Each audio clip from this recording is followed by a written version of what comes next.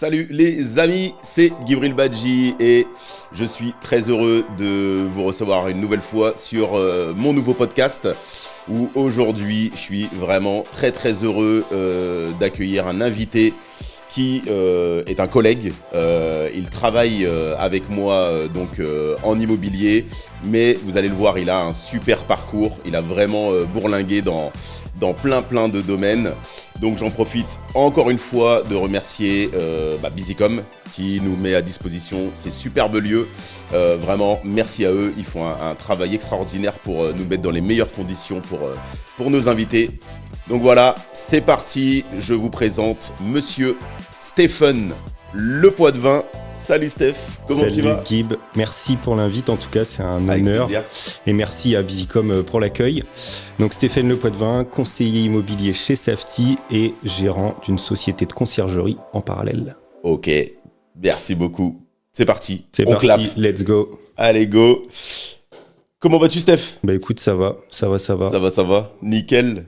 Est-ce que tu peux te présenter à nos auditeurs, un petit peu ton parcours et avant ton parcours déjà où tu en es actuellement ?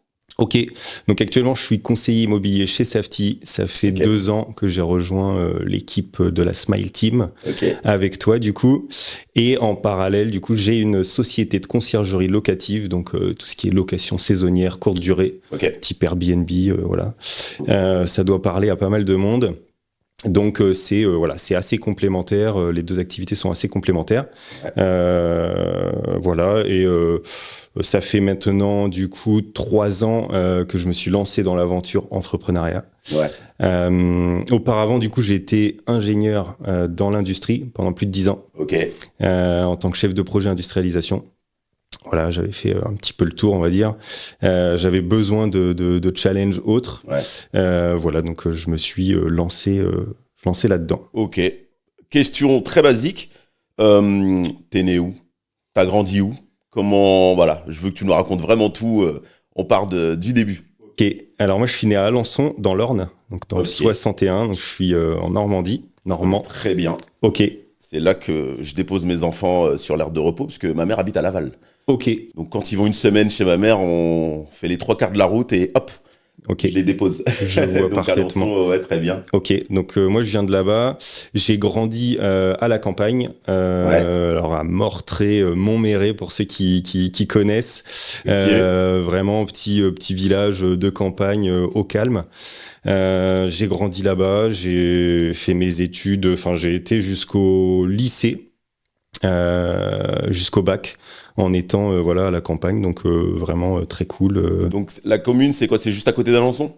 Non, c'est à 30 minutes d'Alençon, ouais. 30 minutes d'Alençon, et du coup, tu étais scolarisé à Alençon ? J'étais scolarisé à C, Argentan, et j'ai vraiment été sur Alençon que sur la fin vraiment de mes études quand je suis arrivé en licence. Donc avant, j'ai un petit peu vadrouillé ailleurs. Après, j'avais toute ma famille, tous mes amis qui étaient sur Alençon. Donc on y allait les week-ends, Globalement, je suis resté au lycée, donc dans l'Orne jusqu'au lycée, où j'ai eu du coup mon bac en 2008, donc à 18 ans. J'avais fait du coup un bac, donc à l'époque STI, donc sciences techniques de l'industrie. Ça existe plus, mais ça existe plus. Maintenant, c'est sciences techniques de l'ingénieur, mais je crois même que ça a été repensé. C'était un petit peu par hasard en fait, pour la petite anecdote, je me suis retrouvé dans cette voie-là parce qu'à la base en fait j'étais parti en première S. J'avais plutôt un profil scientifique, on va dire. Et clairement en fait j'ai fait 15 jours. J'ai fait 15 jours et en fait le truc c'est que je suis pas mauvais élève, j'étais pas mauvais élève, mais j'étais un petit peu dissipé. Et du coup, en fait, filière S, clairement, c'est des gens qui bossent, quoi. C'est des gens qui bossent, c'est des gens sérieux. Et en fait, moi, les 15 premiers jours, je faisais que d'essayer de me retourner pour discuter avec les gens et tout. Ça fonctionnait pas, quoi. C'est marrant parce que là, à l'âge adulte, t'es quand même carré. On te dit, tu me dis que t'étais turbulent un peu au lycée, mais là, quand on te voit aujourd'hui, moi, je te connais, on évolue. C'est bien. Dans le bon sens. c'est bien. Mais et du coup, pour l'anecdote, en fait, on avait une prof de d'SVT qui était hyper stricte. Mais vraiment, la prof, quoi, tu sais, par excellence, hyper stricte, avec les lunettes, tout, machin. Et Madame Renaud, elle s'appelait. Et en fait, elle me regarde, je tire droit dans les yeux, je dis, voilà, je vais me faire un cortège, quoi. Et en fait, elle me dit, Stéphane, viens, faut qu'on discute dans le couloir. Je dis, ok. Elle vient et tout, elle me dit, écoute, tu vas pas être heureux ici. Ça va pas être fait pour toi. Tu vois bien, les gens, ils sont là pour bosser, pas toi. Carrément. Incroyable. Prof, ouais, incroyable. Strict, mais bien, ouais. Du coup, là, elle me prend un petit peu, tu vois, je m'attendais à me faire secouer, pas du tout. Elle me dit, écoute, tu vas dans le bureau du directeur, il faut qu'on te trouve autre chose qui va plus te correspondre. Bon, bah, j'y vais et tout, machin. Le soir, je suis rentré chez moi, j'ai annoncé à mon père que j'avais changé de lycée. Et que j'avais complètement bifurqué de voie. Ouais. Incroyable. Et, ils l'ont pris comment, tes parents? Eh ben, écoute, on en a rediscuté, tu vois, peut-être 5 ou 10 ans plus tard. Et mon père, tu vois, il était dans le boulot, machin, donc parents divorcés, mon père, il nous avait à charge, enfin bref, du coup, il bossait, tout, machin. Bon. Ouais, pas trop le temps même de voilà, et puis tu sais, bon, c'était pas la même époque, donc voilà, on n'était pas comme nous, on peut être avec nos enfants un peu sur leur dos tout le temps.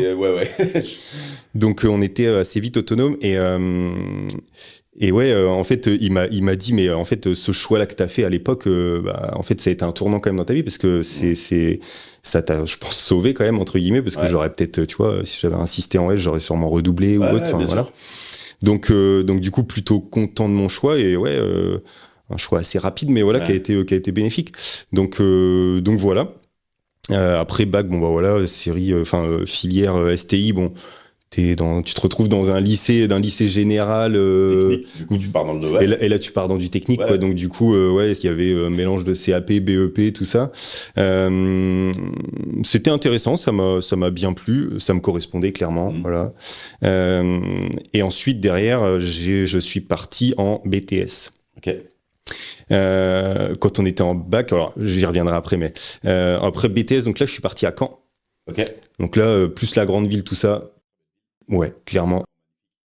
C'est franchement, j'ai fait 2 ans de BTS là-bas. Je crois que c'est les 2 plus belles années de mon parcours étudiant. J'ai pas trop grand non plus. Exactement. C'est Quand c'est super, je connais. C'est la petite grande ville. Voilà, je l'appelle comme ça. C'est la petite grande ville. Il y a tout.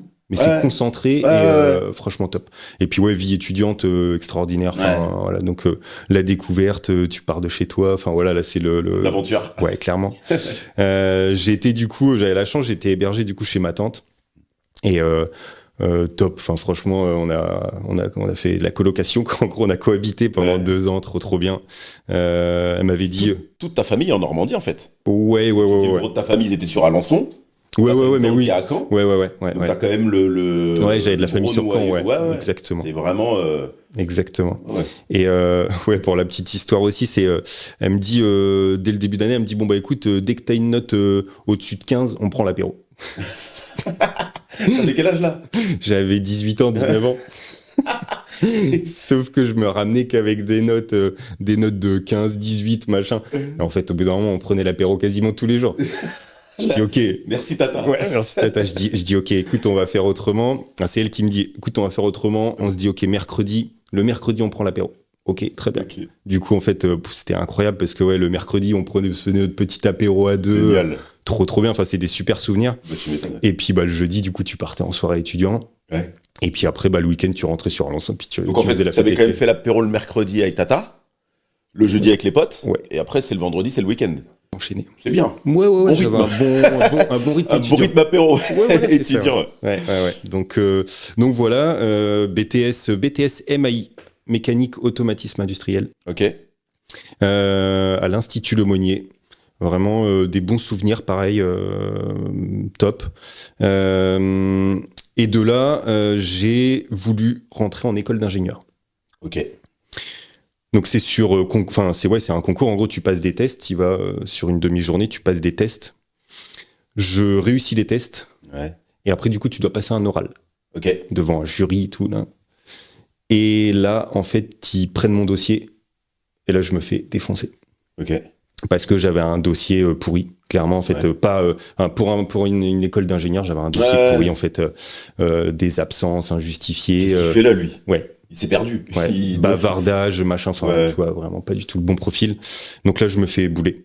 Donc là, bel échec. Enfin, j'ai pris une belle claque.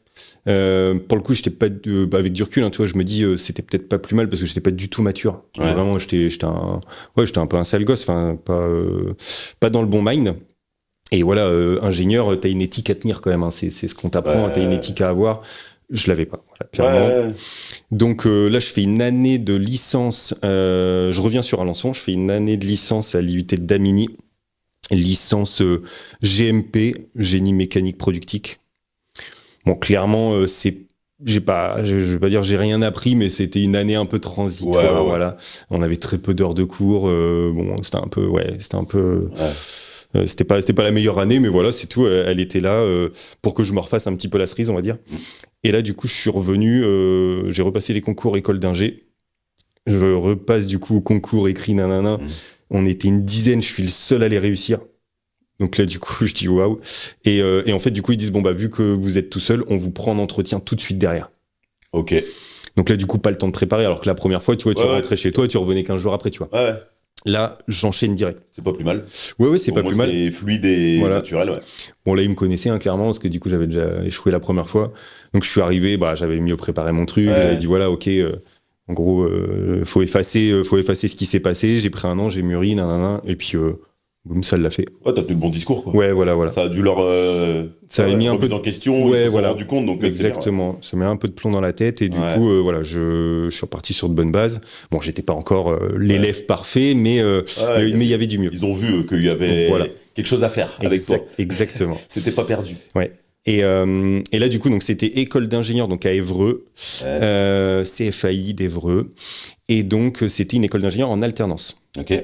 Donc là, du coup, 3 ans d'alternance chez Hutchinson, donc dans l'automobile, à Sougé-le-Ganelon. Autant te dire que c'est bien perdu dans la Sarthe. 3 années, franchement, bien, très intéressant. Le fait d'être en alternance, clairement, voilà, c'est ce que je conseillerais certainement, tu vois, à des gens qui peuvent nous regarder, nous écouter. Mais tu vois, mes enfants plus tard, la voie de l'alternance, je trouve qu'elle est un peu sous-cotée. Ouais. Un peu sous-cotée en France. Ouais, au moins t'as un petit pied dans l'entreprise. Enfin, t'es jeune, mais au moins tu commences à voir du concret, quoi. Exactement. Ouais. Ça te fait mûrir, t'es pas tout le temps en cours où t'es avec les copains, donc tu fais un peu le guignol, on va pas se mentir. Ouais. Là, du coup, t'as des comptes à rendre quand même à ton entreprise, à ton maître de stage, donc c'est une forme d'engagement. Ouais. C'est bien. C'est bien, c'est le bon compromis. Ouais. Donc voilà, 3 ans avec un stage à l'étranger, etc. Enfin voilà. À la fin, du coup, je valide en gros tous mes semestres. Où ça, le stage ? J'avais fait chez Forestia à Birmingham. Ok. Pendant 3 mois. Bien. Voilà. Ouais. C'était 3 mois. Ouais, c'était 3 mois un peu fous. On a fait beaucoup la fête. Ouais, les Anglais, les pubs et tout. Ouais. Et en fait, Forestia, il y avait beaucoup de Français. Ok. J'ai pas beaucoup parlé anglais. Ouais. Puis après, bon, voilà. Niveau d'anglais, clairement, moi, j'étais une chef, quoi. Vraiment, j'ai pas d'autres mots. J'ai d'ailleurs, du coup, pas eu mon diplôme du premier coup. Ok. À cause de ça, c'est-à-dire que j'avais validé tous mes semestres, mais à la fin, en fait, je valide pas le diplôme parce que j'ai pas le TOEIC. Ok. Et donc là, du coup, clairement, tu peux pas avoir ton diplôme sans ça, quoi. Ouais, bien sûr, normal. Et là, en fait, j'ai passé 1 an après, donc après avoir fini mes études, du coup, j'ai commencé à travailler, machin. Mais en fait, pendant 1 an en parallèle, il fallait que j'ai le TOEIC. Et du coup, j'ai bossé comme un forcené là-dessus. C'est dur, ça, hein. C'est clairement dur. Tous ceux qui l'ont passé, ils me disent franchement c'est dur parce que c'est vraiment des termes, des mots. En gros, même un anglais, il dirait c'est quoi ce mot-là ? Ouais, alors mais... ouais. Alors ça se bachote pas mal, c'est-à-dire que tu peux apprendre en fait parce que t'as une méthodologie. Ouais. Mais malgré tout, si t'es nul en anglais, t'es nul en anglais. Tu vois, t'as la compréhension orale. Si tu l'as pas l'écoute, c'est fini quoi en fait. Donc du coup, et puis après t'as l'écrit donc. Non, c'est assez technique. Bon, après, il y a des gens, si t'es à l'aise en anglais, oui, c'est facile. Ouais. Mais ouais, pour moi, clairement, c'était une corvée. Ouais. Et pendant plus d'1 an, j'ai passé des stages, j'ai passé des TOEIC. À chaque fois, c'était 120 ou 130 € le TOEIC. Ouais. J'ai lâché plus de 2500 € pour passer le TOEIC. Ok. Pour au final, je devais avoir un score de, si je dis pas de bêtises, c'était 795. Ouais. J'ai eu 790.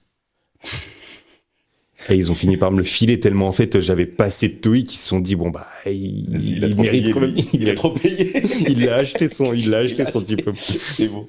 Il l'a acheté. Mais ouais, donc du coup, je finis quand même par valider mon diplôme, mais ouais, enfin vraiment sur le fil. Ouais. Sur le fil. Donc ouais, bah après voilà, j'ai payé aussi toutes mes années précédentes où j'ai fait un peu le guignol en cours et C'est des souvenirs.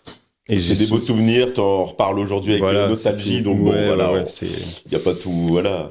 Je rétropédale un tout petit peu, on a été très vite. Dans ta famille, yes. Donc tu me disais que tes parents étaient divorcés. Yeah. T'as des frères, des sœurs? Une grande sœur, ouais. T'as une grande sœur, combien d'écart? On a 4 ans d'écart. 4 ans d'écart. Et elles, du coup, parce que bon, on se compare toujours un petit peu à ses frères et sœurs. Elle est comment, elle, au niveau scolaire et dans la fratrie, vous êtes comment Alors, dans la fratrie, plus jeune, clairement, j'étais le petit frère relou, quoi. Ouais. Donc, un peu... Pas que j'ai le souvenir d'être relou à proprement parler, mais pour elle, j'étais relou. Ouais. Donc, on n'était pas forcément à partager des choses, tout machin. 4 ans, c'est quand même, voilà. Il y a un écart, quand même. Ouais, il y a un écart. Ouais, quand t'es petit, c'est beaucoup. Ouais. Donc ouais, elle me laissait un peu de côté quand il y avait les copains, machin et tout. Voilà, j'étais le petit frère relou. Okay. Mais pour le coup, voilà, moi, j'avais 12 ans quand mes parents ils se sont séparés. Donc ouais, bah, elle a joué un peu le rôle de maman, maman elle avait foyer. Déjà 16. Donc, ouais. Donc du coup, elle était un petit peu ce rôle de maman. T'as protégé un peu, enfin. Ouais. Et puis elle s'est occupée beaucoup de la maison, tout ça, corvée de linge, le ménage. Moi aussi, je participais. Hein, tu vois, c'était à l'époque, c'était ça. Hein, t'avais le week-end, tu restais le samedi à la maison parce que le père il bossait. Bah, t'avais une liste de courses où en gros tu devais faire la spie, la vaisselle, vider de la vaisselle, machin. C'était comme ça quand c'était clair. Et ouais, du coup, elle a joué quand même ce rôle-là. Alors après. Elle, niveau scolaire, c'était un petit peu plus compliqué. Est-ce que aussi c'était lié un petit peu elle avait des trucs à faire en dehors des cours une autre charge. Ouais. Donc ça joue forcément. Ouais, bien sûr. Normal. Et c'est pas courant parce que le but ici, on discute. Voilà, c'est vraiment on rentre dans le vif du sujet, mais c'est pas courant d'être chez son père quand les parents sont séparés. Est-ce que tu peux nous expliquer un petit peu la situation, comment... Ouais. Alors en fait, nos parents étaient assez intelligents à l'époque pour ça. C'est qu'ils nous ont dit, ok, voilà, on va se séparer, vous choisissez avec qui vous voulez vivre. Ok. Moi, naturellement, je dis ma mère. Ok. Et ma sœur dit mon père. Normal. Souvent, le fils, c'est la maman et la fille, c'est papa. Ouais, alors, normal. Je t'avouerai que, tu vois, aujourd'hui encore, j'ai jamais eu vraiment la discussion avec ma sœur. Mais en fait, j'ai jamais vraiment compris pourquoi, tu vois, ça avait été assez radical. Ouais. C'est instinctif.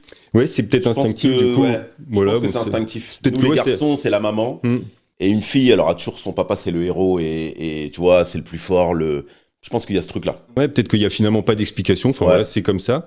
Et là, en fait, à 12 ans, tu vois, maintenant que tu me poses la question, toi, je me dis, à 12 ans, j'ai eu finalement cette réflexion-là, donc peut-être 15 jours ou 3 semaines après, où c'est vraiment, c'est bête, hein, tu vois, comme truc, mais en fait, tu vois, mon père, en fait, était aviculteur, donc marchand de volailles, il élevait des volailles, donc un gros truc, hein, et il faisait les marchés, tout ça. J'allais depuis l'âge de 10 ans faire les marchés avec mon père, tout ça, on vendait la volaille comme ça, donc volaille vivante, hein, sur les marchés, ça se fait plus beaucoup, mais voilà, c'était ça. Et en fait, je lui dis, papa, moi, j'aimerais bien avoir des poules à la maison. Truc vraiment basique. Hein. Et là, il me dit, ouais, mais si tu vas vivre chez ta mère, en fait, tu pourras pas avoir des poules, quoi. Ouais. Et là, du coup, boum, je sais pas, tu sais, je réfléchis. Et ça part de là, en fait. C'est pas, j'ai pas choisi mon père par rapport à la poule. Attention. Mais en fait, là, du coup, réflexion dans ma tête. Et là, je me dis, mais attends, parce qu'en fait, du coup, si j'ai pas ça, ça va me faire un peu chier, tu vois. À l'époque, t'as 10 ans, t'as 12 ans, bon, tu te dis, je voulais mes poules, moi. Puis après, je me dis, mais attends, ma sœur, même si on n'était pas fusionnels ou quoi que ce soit, enfin, c'est pas qu'on n'était pas fusionnels, mais même si c'était la bagarre, un peu tout ça, je dis, mais en fait, moi, ma sœur, du coup, je vais plus la voir, en fait. Ouais. Et en fait, j'ai fait un choix qui était pas tant le parent, mais le fait de tu vois, je me suis dit, ok, déjà, je vais plus avoir mes deux parents en même temps. Ouais. Du coup, je vais pas me séparer en plus de ma sœur, ça va être trop compliqué. Et des poules. C'est énorme. Je suis fan. Du coup, en fait, ça c'est parti de là où j'ai dit, bah, ok, en fait, finalement, je vais vivre avec toi, papa, parce que du coup, bah, voilà, je veux pas me séparer de Floriane, tu vois. Et c'est un choix qui est particulier. Comme tu dis, à 12 ans, t'as pensé à ça, quoi. Ouais, alors, tu sais quoi, c'est fou parce que c'est là qu'on se rend compte quand même que la vie, des fois, c'est rien. Parce que là, du coup, je pense à Madame Renaud.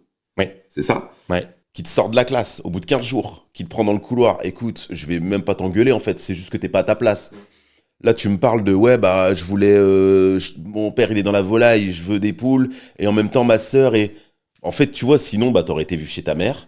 Tu serais peut-être resté en filière S. T'aurais redoublé. J'aurais pas eu la Scolarité même... non, mais ça tient bidon. pas Enfin, c'est fou, hein. Non, mais c'est dingue. la vie, c'est ça, c'est question de choix, en fait. Ouais. Hein, Ouais, c'est fou. et ouais, je sais pas, ouais. En plus, tu vois, elle était partie habiter autre part, enfin, alors, dans l'Orne, mais vraiment dans une autre... Elle est restée quand même dans le département. Ouais. Mais du coup, ouais, vraiment dans une autre... Elle l'a pris comment, ta mère? Je sais pas trop, non. Parce après, qu'une maman, ouais. tu vois, c'est une maman, quoi. Tu vois, et les deux qui disent, bah, on va vivre chez papa, tu vois, ça... Ouais. Ouais, bah, là, pour le coup, j'étais pas forcément dans l'analyse à cette époque-là, tu vois. Mais même là, des années après, tu sais pas trop... bah ouais, non, été mis trop sur la table. Non, c'est compliqué. Après, bon... Enfin, forcément, non, pas forcément, mais d'autres choses ont fait que à aujourd'hui, j'ai pas forcément de rapport particulier avec ma mère, tu vois. Ouais, ok. Donc oui, il y a un fossé qui se creuse parce que bah on était en week-end une fois tous les 15 jours avec elle. Ouais. Donc tu vois, c'est pas beaucoup. Hein. T'as pas le temps de... Ouais. Et donc du coup, bah forcément, ouais, à un moment donné, il y a elle après elle a sa vie, nous on a la nôtre, et puis bah T'as tout le quotidien qui... Donc ouais, voilà, après, c'est comme ça, hein, c'est la vie, oui, mais bien sûr. c'est des choix, et bon, pour le coup, je regrette rien de ce que j'ai fait. Après, je peux pas comparer, en fait, hein, je peux pas savoir ce que j'aurais eu de l'autre côté, mais ouais, clairement, ça a été des choix importants, en fait. Ouais. Ouais, très importants même, puis qu'on devrait pas avoir à faire à 12 ans. Aussi, ouais. En vérité, tu vois, de demander, c'est dur, hein, et c'est, je pense, le cas de milliers d'enfants qui sont confrontés à ça tous les jours. On leur dit, c'est papa ou maman, enfin, à un moment donné, faut choisir chez qui vous allez. Enfin, c'est pas évident. Ouais, c'est pas évident, et pour autant, tu vois, j'ai quand même eu la chance qu'ils se bagarrent jamais. Très bien. Pour nous, pour la garde, pour ci, pour ça. Très bien. Ils ont été intelligents tous les deux. Donc... Elle comme lui, non, mais c'est clair. Donc ça nous a quand même préservé aussi, parce Carrément. que voilà, on n'a pas non plus mal tourné. Tu sais, t'as des enfants aussi, hein, divorce, t'as plus le même cadre familial, etc. Nous, non, on n'a pas mal tourné, donc. Très bien. Donc tant mieux. Et du coup, j'embraye un petit peu. Donc là, les études, donc là, on a arrêté. T'es parti en école. Donc ça y est, l'école d'ingénieur, ils te prennent. T'as quel âge? C'est 2011. Ouais, 2011. Tu rentres. L'école, elle est où? À Évreux. Ok. Donc tu pars à Évreux en école d'ingénieur qui dure combien de temps? 3 ans. 3 ans. Ça se passe comment? Ça se passe bien. Ça se passe bien. Je te dis, le rythme alternance me convenait parfaitement. C'était, je me rappelle plus les rythmes, mais c'était 15 jours. Et puis, après, plus tu avances, plus tu fais des longues périodes en entreprise. Sur la fin, tu as un projet de fin d'études à faire. Je me rappelle, j'avais un bête de projet à faire. C'était on restructurait toute la logistique en fait du site. Donc tout, c'était un gros site. Hein. Je me rappelle plus le nombre de personnes, mais t'avais 500 ou 600 personnes. C'était vraiment un gros truc. Et je participe à ce projet-là logistique de restructurer un petit peu tout, réorganiser tout. Alors je vais pas dans le détail. Hein. En fait, quand je présente mon projet de fin d'études au jury, encore une fois, tu vois, en fait, j'avais tellement de casseroles au cul que du coup, en fait, je fais ma soutenance et ils me disent, c'est pas possible que vous ayez fait tout ça. Ok. Je dis, comment ça et tout? Et là, mon maître de stage était là, il regarde, il dit, mais comment ça? T'es un menteur, quoi. Tu mens. Non, mais en fait, mon maître de stage, il comprend pas ce que dit le jury. Ouais. Le jury dit, tu mens, c'est pas possible que t'aies fait tout ça. Et là, mon maître d'apprentissage, il les regarde, il dit, ce qu'il vous a présenté, c'est réellement ce qu'il a fait. Écoute, ils m'ont recalé à mon projet de fin d'études. Ok. Parce qu'en fait, pour eux, c'était pas possible que j'ai fait tout ça. Même avec le maître de stage qui valide. Ouais. Incroyable. C'est dingue. Et du coup, j'ai dû repasser une rattrapage, resoutenance. Et du coup, en fait, j'ai dû présenter une partie seulement de ce que j'avais fait pour que ce soit crédible. C'est fou ça. Incroyable. Parce que je sais pas si maintenant t'es dans l'immobilier et moi aussi. Et donc du coup, moi j'ai déjà eu des ingénieurs. Alors en vendeur, je sais plus, mais en client acquéreur, j'en ai déjà eu. Alors je sais pas si ceux qui te faisaient passer l'examen, c'était des ingénieurs. J'imagine, Ouais, ou c'était en tout des cas, ingénieurs, des anciens qui étaient revenus un petit peu dans le milieu plus scolaire. c'est quand même c'est au millimètre quoi. Ouais, clairement, ouais. C'est un truc de fou. Ah ouais, Moi, les ingénieurs que j'ai eu en visite, Ouais. c'est voilà, t'as intérêt Ouais, quand faut même que de ce connaître soit... la maison et de Ouais, il faut que ce soit carré. c'est carré de chez carré. Hein. Ouais, très méthodologique, tout ça. Donc, Truc de fou. c'est vrai. Et là, non, aussi bizarre que ça puisse paraître, mais je pense que je te dis, j'ai payé un petit peu le fait que les 3 années que j'étais là-bas, j'étais en école d'ingénieur. Je crois que je suis le seul de ma promo et de toutes les promos confondues à m'être fait virer de cours. Ouais. Je suis le seul à m'être fait virer de cours en école d'ingénieur. Donc, c'est que des têtes. donc Personne tu vois, bouge une oreille. voilà. Donc toi, alors qu'en vrai, t'es un gamin normal. Oui, Mais vu que t'es que avec des quasi parfaits, tout de suite tu sors un peu du lot. Alors que tu serais dans une autre filière. Limite, ce serait toi je serais l'intello, quoi. Non, mais limite, tu serais l'intello et ouais. tu vois, parce que les autres, ils sont encore plus fous, tu vois. Mais là, mais c'est vrai. T'as pas le droit à l'erreur. J'étais le vilain petit canard, quoi, un petit peu. Donc, je pense qu'ils m'ont un peu fait payer ça aussi. Ouais. Donc, après, voilà, encore une fois, c'est pas grave. Hein, t'apprends, ouais. Tu trébuches et puis tu te relèves et t'y vas, quoi. Ouais, donc voilà, ça s'est passé. Derrière, démarrage en vie professionnelle, j'imagine. Yes. Et là, du coup, je sors d'école. Il doit se passer, je crois, 15 jours. 15 jours où tu fais rien, t'as fini tes études, tu cherches du boulot. Ma société dans laquelle j'étais en apprentissage, ils m'ont pas gardé. Je connais plus la raison. Je t'avoue, je connais plus la raison, mais voilà. Et là, 15 jours après, on m'appelle. Alors, quand tu sors tes jeunes cadres, c'est compliqué de trouver du boulot parce que, en gros, ils te demandent de l'expérience. Ça, c'est toujours un petit peu le truc, le chien qui se mord la queue. On n'a jamais compris pourquoi. Donc, les boîtes, en fait, qui te prennent, c'est des boîtes. Alors, je sais plus comment on appelle ça, mais en gros, c'était Alten à l'époque. Donc, ça, c'est des boîtes, en gros, qui embauchent des jeunes cadres et qui les envoient en mission dans des grosses sociétés. D'accord ? Okay. Comme un petit peu de l'intérim, mais pour cadre, tu vois, pour schématiser. Justement, dans un an, on puisse pas dire t'as pas d'expérience. Voilà. En fait, c'est c'est le relais, quoi. C'est un moyen de transition après l'école, donc ils te payent pas cher.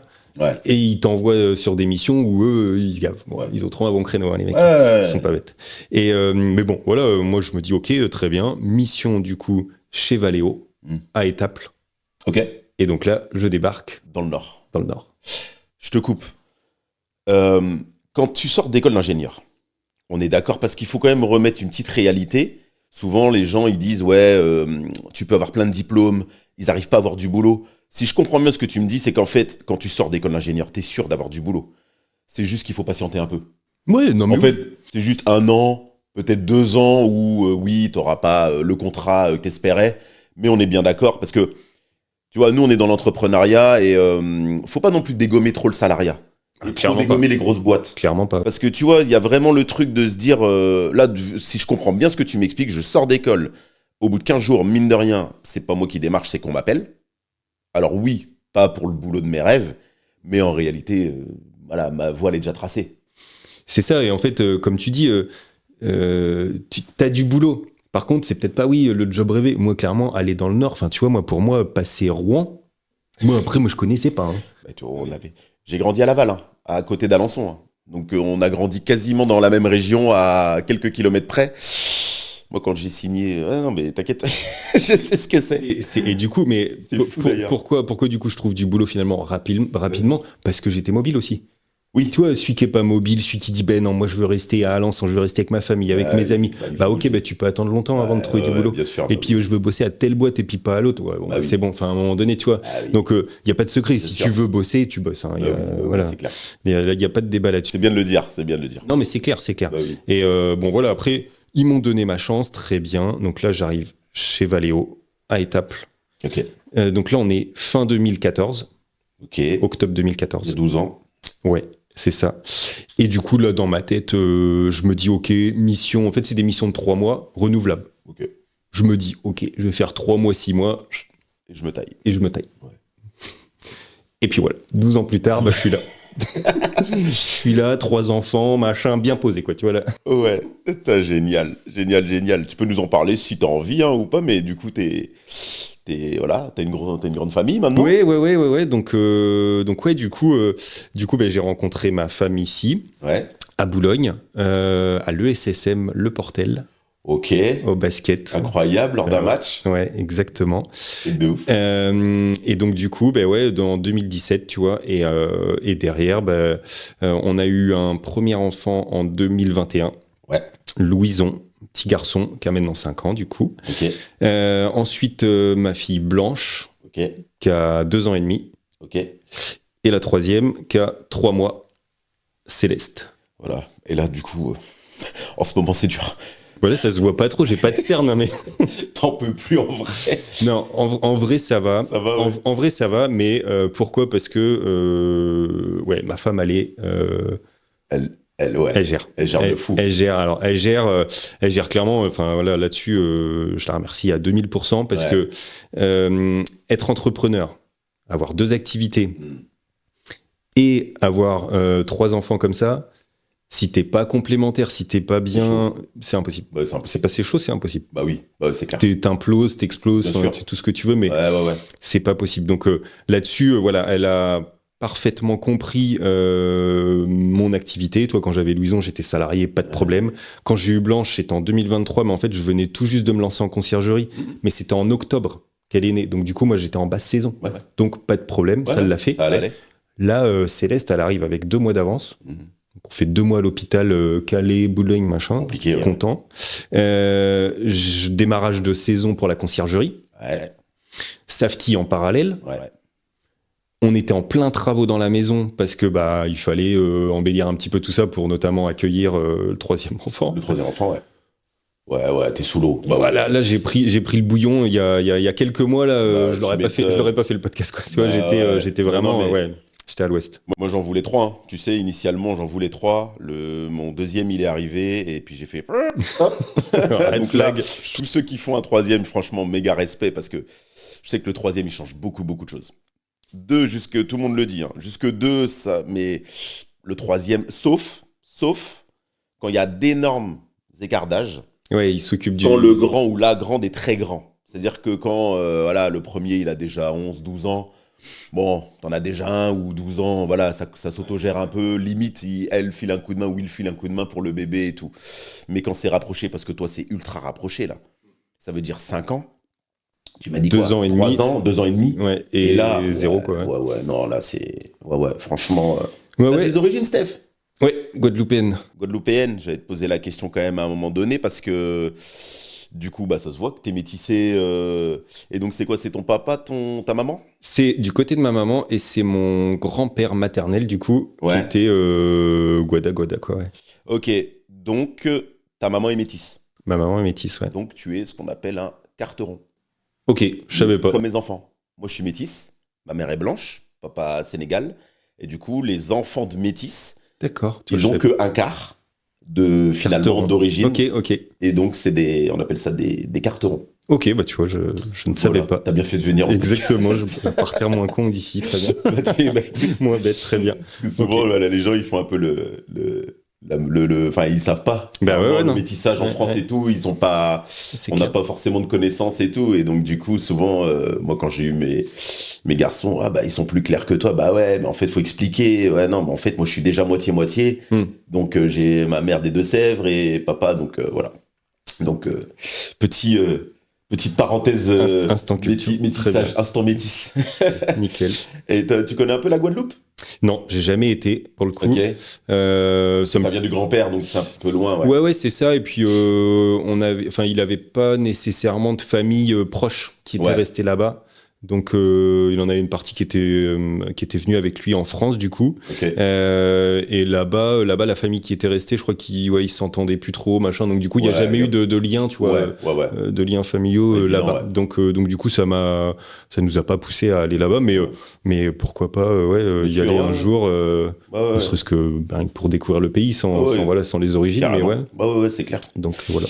Et donc, du coup, là, on va quand même passer, parce que sinon, j'imagine que tu as plein de choses à nous dire sur les 10-12 ans chez Valeo, en tout cas dans ton activité. Mais qu'est-ce qui fait qu'à un moment donné, tu te dis, parce que je pense que tu es quand même bien, tu es rémunéré correctement, Ouais, tu as du confort, on va pas se mentir, on va pas se mentir. des revenus fixes. Ouais. Qu'est-ce qui fait qu'il y a 3 ans, ou peut-être pas il y a 3 ans du coup, mais il y a peut-être plus 4-5 ans, où ça germe dans ta tête de se dire, bah, tu sais quoi, en fait, il me manque un truc dans ma vie et j'ai pas envie de. Je pense que tu t'es dit ça, je me vois pas là jusqu'à 65 ans, quoi. Mm. En fait, ce qui s'est passé, juste pour l'introduire, c'est que ouais, j'ai fait 5 ans chez Valeo et ensuite j'ai voulu changer de boulot. Je suis parti chez Alcatel à Calais. Ok. Et en fait là, alors il y a peut-être des gens d'Alcatel qui vont nous regarder et qui vont, mais voilà, je le dis en toute transparence, en fait, erreur de casting. Ouais. Clairement, que ce soit pour moi comme, enfin pour eux comme pour moi, Ouais. erreur de casting. J'ai quand même fait 4 ans là-bas parce que quand je suis arrivé, j'étais en 2019 et derrière il y a eu le Covid. Ok. Et clairement, en fait, j'étais quand même bien content d'être au chaud là-bas quand il y a eu le Covid. Bien sûr. Néanmoins, en fait, ce qui s'est passé, c'est que là-bas, j'étais pas heureux du tout. Parce que clairement, c'était pas pour moi ce qui se passait là-bas. Et ouais, je me suis pas éclaté. Malgré tout, j'avais beaucoup de temps du coup, et je me suis formé. Je me suis formé à tout ce qui était investissement, alors immobilier, bourse, crypto. Ouais. En fait, j'avais beaucoup de temps, donc je faisais tout ça, tu vois, Ouais. de la formation, machin, tu vois, les trucs sur YouTube. Sur YouTube, bien sûr. Ouais, ouais. J'ai poncé les trucs à fond. Ouais. Et en fait, en 2020, j'achète mon premier appartement. Ok. Alors déjà, en 2016, j'avais déjà acheté ma RP. Ok. Mon appart que tu as connu à Grande Rue, là. Ouais. Donc lui, je l'avais déjà acheté. Mais voilà, le premier investissement, donc le premier finalement pas dans l'entrepreneuriat, parce que de l'investissement immobilier, c'est un pas dans l'entrepreneuriat. Ouais, bien sûr. J'achète un premier studio qui est juste là en face. Ok. Juste derrière. Juste derrière le studio. Ok. Exactement. Et là, j'achète un premier studio début 2020. Derrière Covid. Juste derrière. Hein, ouais. C'était fin janvier. Derrière Covid. Je retape l'appartement pendant le Covid.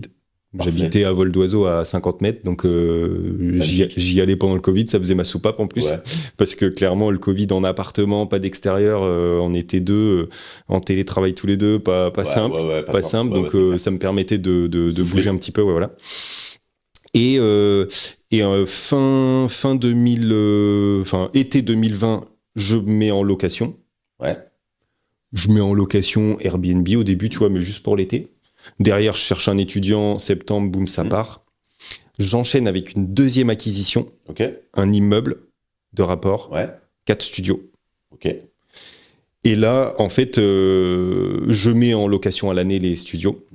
Donc je retape tout moi-même, hein, tu sais, je pars, même si j'avais une situation confortable, on va dire, chez Alcatel, etc., financièrement parlant, j'entends, j'avais pas, tu vois, d'argent de côté ou quoi que ce soit, tu vois, je pars vraiment de zéro. Tu fais tes travaux, ouais. Voilà, je pars de zéro, donc je fais mes travaux moi-même, donc j'allais le soir bosser, après la journée de boulot, je faisais... faut le dire, les gens ils se rendent pas compte. Ouais, non mais clairement, tu vois, moi... 19h à 23h, quand il fait moins 2 dehors, j'étais en pull, bonnet, machin et tout, et j'y allais, quoi. Très dur. Donc il faut le faire. Alors voilà, je suis pas mort, hein, mais voilà, je voulais pouvoir dégager un maximum de rentabilité. Et derrière, du coup, je bascule un premier studio toute l'année en location courte durée. Ok. Donc là, clairement, c'était un peu un saut dans le vide. Donc deuxième saut dans le vide, en fait. Tu prends un risque, quoi. Et en fait, là, je me rends compte que ça marche de ouf. Carton. Du coup, je dis, ok, je vais en passer un deuxième. Tu sais, dès que je perdais un étudiant, j'en passe un deuxième. Airbnb. Et puis, en fait, arrivé à 2, je dis, je vais en passer un troisième. Puis, arrivé à 3, par contre, je dis, là, en fait, je peux plus gérer, quoi. Je peux plus gérer moi-même. Et sauf que, d'un autre côté, vu que j'en avais clairement marre de ce que je faisais à Calais, j'ai dit, écoute, je vais créer ma société de conciergerie. Et là, en fait, c'était fluide, quoi. Ça avait du sens, c'était logique. Et du coup, je vais pouvoir gérer mes logements. Et en plus de ça, l'expérience que j'ai prise sur mes logements, je vais la mettre à profit d'autres clients, quoi. Souvent, l'entrepreneuriat aussi, ça arrive, tu vois, d'une problématique que tu as toi-même. C'est-à-dire qu'en fait, tu dis, moi, ça me fait galérer. En fait, je pense que je suis pas le seul. Et donc, tu as plein d'idées de business, je pense, qui naissent quand même de... souvent, c'est vraiment un problème, en fait, qui va te mettre le déclic. C'est ça, parce que en fait, avant de dire je vais créer ma société de conciergerie, j'en ai quand même cherché une, tu vois, pour dire je vais faire gérer mes biens, parce que j'étais quand même confort là où j'étais. Sauf qu'en fait, je me suis rendu compte que alors désolé pour mes confrères, mais en fait, je me suis rendu compte que ça tenait pas la route, quoi. Ouais, il y en avait pas beaucoup qui. C'est dur, faut le dire ce qu'il y a. Ça tenait pas la route. Gérer les gens pour que tout soit carré, que le ménage soit bien fait. C'était pas ok, donc c'est pas évident. Hein. C'est un vrai boulot. C'est un vrai boulot, c'est très chronophage. Et en fait, je me suis dit finalement, je vais être mon propre gestionnaire de biens. Et à l'époque, t'en avais moins aussi. T'avais peut-être pas eu trop de choix, tu vois, en conciergerie quand t'as regardé, parce que aujourd'hui ça s'est quand même bien démocratisé. Mais à l'époque, tu vois, il n'y en avait pas non plus autant qu'aujourd'hui. Il y en avait. Alors, je pense que j'ai pas fait l'étude, mais il y en a peut-être tout autant. Sauf qu'en fait, au début, ça s'est épuré en fait. Ouais. Au début, t'en avais beaucoup de petits qui prenaient 10 biens en gestion et puis qui géraient ça un petit peu à la volée, qui faisaient eux-mêmes le ménage. C'était pas professionnel. C'était pas professionnel, et donc du coup, tu pouvais pas faire confiance à des gens comme ça. Aujourd'hui, ceux qui sont en place ou toujours en place, c'est, tu vois, ils sont structurés, ils ont des process en place, c'est rigoureux, c'est robuste en fait, tu vois, leur truc. Donc ces gens-là, tu peux faire appel à eux, il y a pas de souci. Mais voilà, à l'époque, en fait, le besoin s'est fait comme ça, quoi. Donc là, clairement, là, quand tu décides de quitter un CDI, statut cadre, un salaire correct, confortable. Là où est la conversion. À la fin À la fin, en toute transparence, j'étais à 3500 net mensuels. Ouais, tu vois, c'est énorme. 3005 net, quand j'imagine tu avais quand même des avantages aussi à côté. Ouais, c'est ça, ouais. Donc, t'as pas mal. T'as plein d'avantages, notamment quand t'as des enfants, tu vois. Quand t'as des enfants, on avait, alors maintenant, tu vois, c'est un mois, je sais plus, c'est un mois de congé pat, je sais même pas en fait. C'est un mois de congé pat, eux, ils abondaient de 2 mois supplémentaires. Donc, en gros, t'étais 3 mois. C'est énorme. Tu vois, c'est plein de petits avantages comme ça que, tu renonces. Maintenant, voilà, j'ai c'est autre chose. Je veux même pas parler de confort. On peut pas trop comparer, je pense. Non, c'est pas comparable, mais moi, j'aime bien vraiment, jamais opposer les choses. L'entrepreneuriat, salariat, le métier d'indépendant comme nous, avec les agences vitrées immobilières. Enfin, il y a de la place pour tout le monde et en fonction des feelings, en fait. Tu vois, moi, j'ai des amis à moi qui sont salariés, et quand ils m'expliquent leur vie, à aucun moment donné, ça me viendrait à l'idée de leur dire quitte ton boulot, t'es bien, tu vois, ça marche en fait, ça match, t'es bien dans ta vie, en fait, tu vois, donc il y a des discours quand même beaucoup partout sur internet, mais pas que, où on va te prôner l'entrepreneuriat, absolument, la liberté. Ouais, non, il y a plein de problématiques à côté où c'est vraiment, c'est pas fait pour tout le monde. C'est pas fait pour tout le monde. Moi, à chaque fois, j'insiste et je martèle ça parce que sinon, c'est trop facile, tu vois, de vendre du rêve et de te vendre une liberté non, la liberté, tu la payes. On est bien d'accord. Et puis, si on était tous indépendants, il y aurait plus de salariés, il y aurait plus de grosses boîtes. Enfin, tu vois, il en faut pour tout le monde. Mais ouais, clairement, tout le monde est pas câblé pour être entrepreneur. Tout le monde il y en a qui ont besoin d'une structure, un cadre, ça les rassure. Et c'est pas mal, hein, tu vois, c'est tant mieux. Moi, je sais que voilà, au bout d'un moment, cette structure-là, ça me convenait plus. C'est tout, c'est comme ça. Mais voilà, il y en a qui aiment bien justement cette zone de confort qui est le salariat, et c'est très bien, c'est ok. C'est ok. Mais carrément. Y a pas de souci. Ouais, je suis d'accord. Y a pas de souci. Je suis entièrement d'accord. Et donc là, du coup, ça commence à bien se développer. T'as ta conciergerie et tu te dis, je vais peut-être rajouter une petite corde supplémentaire. Ouais. Donc tu te dis, en fait, forcément, les gens qui font de la conciergerie, mes clients en gros, forcément, ils l'ont acheté, l'immeuble ou l'appartement. Et donc, tu te dis, je vais peut-être me lancer aussi dans le métier de conseiller IMO Exactement. Indépendant. Donc, comment ça devient, comment ça arrive, en fait ? En fait, j'avais dans un coin de ma tête, en fait, tu sais, j'ai un peu des idées et je les mets en place petit à petit. Mais je sais déjà où je vais aller là, tu vois, dans les... Checklist. Ouais, à court, moyen, long terme, je sais déjà où je veux aller. Okay. Et en fait, moi, dans ma tête, tu vois, pour aller droit au but, en fait, j'avais fait du locatif, très bien. La conciergerie, très bien. Après, je voulais aller vers du marchand de biens. Ok. Et en fait, je me dis, le marchand de biens, il faut trouver les biens, nanana. bah, en fait, ça aurait peut-être du sens déjà en amont d'être déjà un peu dans le vivier, en fait, Ouais. d'aller déjà chercher les biens, en fait, Bah ouais. au cœur du truc, et en même temps de vendre des biens à d'autres, Bien tu sûr. vois. Mais j'avais ça un petit peu Ouais. Du coup, ça avait du sens, toc. On s'est vu, machin. Derrière, j'ai appuyé sur le bouton, je suis parti. Et en fait, ce qui s'est passé, c'est que aujourd'hui, je propose à mes clients du clé en main. Ouais. Et en fait, ça a carrément du sens parce que aujourd'hui, un client qui est en conciergerie, que j'ai en conciergerie, qui veut potentiellement vendre pour X raison, hein. Du coup, je lui dis, bah ok, très bien, je continue de gérer votre bien. Donc pendant qu'il est en vente, il a des revenus. Vos locations, ça tourne. Il a du revenu. Ça tourne, c'est mis en vente. Potentiellement, les gens qui veulent acheter, ils peuvent tester le bien. Ouais. Ça, c'est aussi une offre en plus, tu vois. Ils achètent le bien, ils sont rassurés, les gens, parce que du coup, ils savent combien ça leur rapporte. Moi, aujourd'hui, j'ai cette expertise. Même si c'est pas un bien que je gère, hein. Je sais donner un avis de valeur. Voilà, je sais donner un avis de valeur, en fait. Maintenant, c'est l'avantage. Ouais. Et donc, du coup, ils achètent le bien. Derrière, ils me le confient en conciergerie. Et en fait, ils sont, mais tu vois, c'est royal pour eux. Ou des fois, il y en a qui veulent pas forcément poursuivre et ils le veulent pour eux. Aussi. Tous les systèmes sont, voilà. Hein, complètement. Et ça, c'est un truc quand même qui s'est aussi bien développé. C'est, tu vois, à l'époque, t'achetais une résidence secondaire, c'était pour toi. Oui.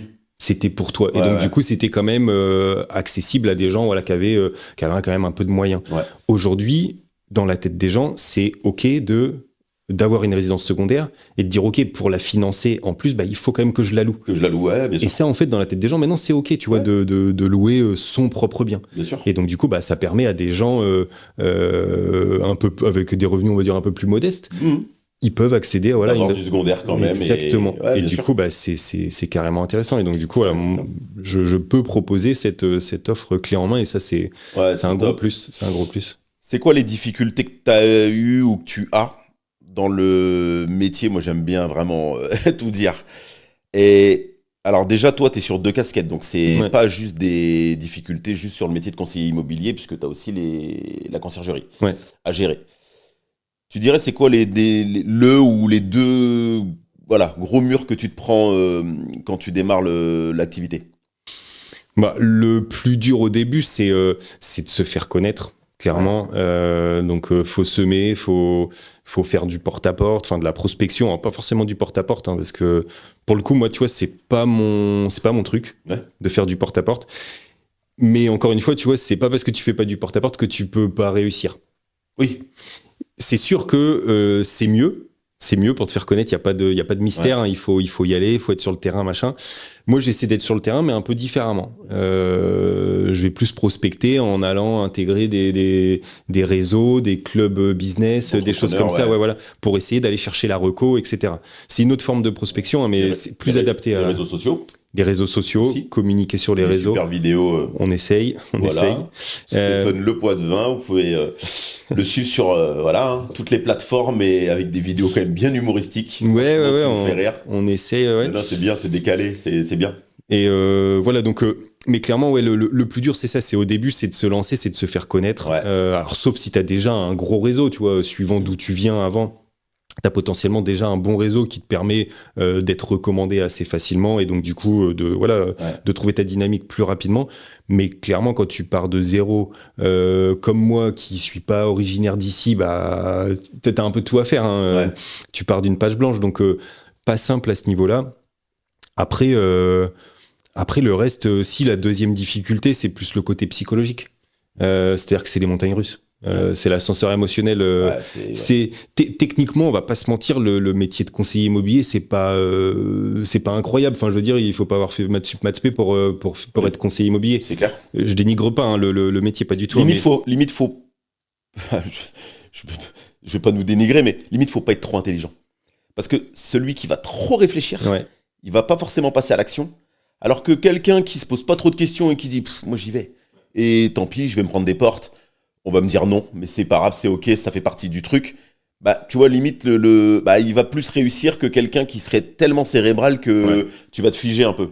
Ouais, non, mais clairement, ouais, faut y aller, faut pas, enfin, faut pas avoir peur. Mais ouais, ça serait ça la deuxième difficulté, c'est de tenir le coup quand tu fais une vente, t'as eu l'offre, et puis à la dernière minute, tu sais, ça se rétracte. Enfin, tu sais, des trucs. C'est ce qui revient tout le temps de toute façon. Et donc ça clairement, ouais, tu te remets en question parce que du coup, quand t'as pas fait ta vente dans le mois, tu sais pas trop de quoi est fait le lendemain, quoi. Et puis même quand t'as fait ta vente dans le mois, enfin, tu repars de zéro derrière. Hein, donc du coup, il faut que tu refasses. Ouais. Et donc ça, c'est un processus qui peut être épuisant et psychologiquement, voilà, c'est plus ça la difficulté en fait. Donc voilà, mais sinon après le reste, voilà, c'est ok et le fait d'être en double activité, moi ça me permet aussi, tu vois, d'avoir quand même la conciergerie où moi voilà, j'ai mon prévisionnel, c'est lisse, c'est ok. Safety c'est du plus, tu vois, pour moi, donc du coup même si je le mets pas en mode secondaire, hein, c'est vraiment je mets les deux de front. Il y a un temps pour tout, c'est peut-être que du coup Safety ou enfin en tout cas le métier de conseiller IMO, petit à petit les mois passent et ça écraserait la conciergerie et de te dire là je sais que t'es en train de monter une petite équipe mine de rien.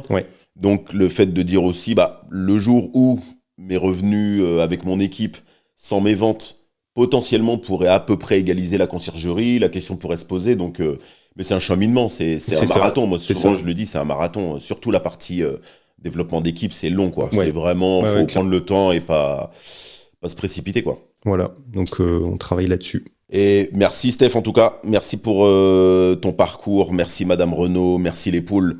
Franchement, on clôturera, à mon avis, cette vidéo en remerciant ces personnes-là qui t'ont vraiment... personnes clés. Je voudrais terminer si tu avais un rêve, alors pense comme un ricain, là. Il n'y a pas de limite. Ça serait quoi, avec ton métier de conseiller IMO, notamment le développement d'équipe, ça serait quoi ton rêve? Là, tu te dis, tu aimes bien faire des projections au long terme. Dans 10 ans, tu aimerais... voilà. C'est quoi ton but, là, Stephen, dans 10 ans, il est où? Mon objectif ou mon rêve? Du coup, le rêve, forcément, ça passe par plein de petits objectifs que tu dois réaliser. Vas-y, c'est quoi ton rêve? Mon rêve, objectif ultime, ça serait business angel. Tu vois, un truc où en fait, tu t'investis dans des boîtes à droite à gauche et tu fais profiter de ton expérience à des porteurs de projets, voilà. Ça serait le Graal, tu vois. Ouais, magnifique. Bon, on n'y est pas. Dans 10 ans, je me vois bien avoir investi pas mal dans l'immobilier, faire des projets d'achat-revente, avoir du locatif. Et ce que j'aimerais bien, ça serait d'avoir tu vois, un domaine que je loue pour de l'événementiel, tu vois. Type mariage, tout ça. Et en gros, un gros truc que tu vois, voilà, j'entretiens, je passe, enfin, c'est mon projet phare, on va dire. Et je vis dedans, hein, forcément, mais tu vois, voilà, les week-ends, c'est loué pour des mariages, etc. Et puis après, voilà, avoir de l'IMO un petit peu à droite à gauche, et puis rentier, quoi, un petit peu, tu vois, un truc comme ça, quoi. Mais voilà, ça serait. Non, mais c'est ça serait un peu l'objectif. L'objectif, c'est ça, je pense. Et un petit conseil pour les jeunes. J'aime bien finir toujours la vidéo comme ça avec. Parce que voilà, il y a peut-être des jeunes de 18 ans, 20 ans qui vont regarder cette vidéo-là. Si tu avais un petit conseil avant de clôturer avec ton expérience, les erreurs que toi tu as fait pour. Voilà, s'ils savent pas trop où ils vont. J'en aurais plusieurs, mais si j'en avais un, c'est formez-vous sur vous-même. Ça, c'est le truc que j'ai fait qui peut paraître un peu foufou, mais tu vois, moi j'ai mis quasiment 10 000 euros dans de la formation. Mais parce que comme ça, c'est fou. Mais parce qu'en fait, moi, je voulais apprendre et investir sur soi-même. C'est pas se former sur soi-même, pardon, c'est pas le bon mot, mais c'est investir sur soi-même. Avoir de la connaissance et derrière, tu vas te sentir légitime pour faire ci, passer à l'action. Alors que celui qui, depuis 10 ans, je vais pas donner la marque, a acheté un smartphone assez connu tous les ans à 1 000 euros, depuis 10 ans, il a claqué 10 000. Exactement. Et donc, tu veux lui dire, mais toi, t'as acheté 10 téléphones les 10 dernières années. Ou alors t'es parti en voyage. T'as mis 10 000 euros en formation, t'es fou. Alors qu'en vrai de vrai, c'est... Ouais, mais sauf que je vais photo. sur le long terme, je sais que je vais les récupérer parce que voilà, j'ai investi sur moi-même. C'est ça, ça serait ça l'ultime conseil. Après, bah, c'est foncer. Enfin, attendez pas, la vie elle est courte. Ouais. Faut y aller. En fait, c'est juste une question de mesure de risque. Qu'est-ce que tu risques en soi? Ouais. Tu vas pas te retrouver sous les ponts, en fait. Demain, si tu te lances, ton business, il se casse la gueule, tu vas pas te retrouver sous les ponts, tu vois. Surtout quand t'es jeune, t'as pas d'enfant. Ouais, bien sûr. Faut y aller. Enfin, tu vois, sauf si vraiment ton plan, il est complètement éclaté. Mais tu peux pas, en fait, te planter au point de, tu vois, d'être vraiment, c'est la fin, quoi. C'est game over. Non, c'est pas possible. Ouais, Tu vas rebondir. Donc, du coup, faut y aller. Faut y aller. Magnifique, Steph. Merci beaucoup. Merci à toi. Mais vraiment, je pense que tu as apporté plein de valeurs et Cool. c'était génial. Les amis, on va vous quitter sur ces belles phrases de motivation. Encore merci d'avoir suivi la vidéo. N'hésitez pas à liker et à partager afin qu'on puisse évidemment en faire profiter le maximum de personnes. Et puis ça nous aide également, nous, à poursuivre la chaîne et à faire de plus en plus de contenu qui, j'espère, vous intéresse. N'hésitez surtout pas à suivre les réseaux sociaux de Stéphane Le Poitvin Immobilier, donc évidemment sur toutes les plateformes. Encore merci beaucoup et à très bientôt pour de nouvelles aventures. Ciao, ciao!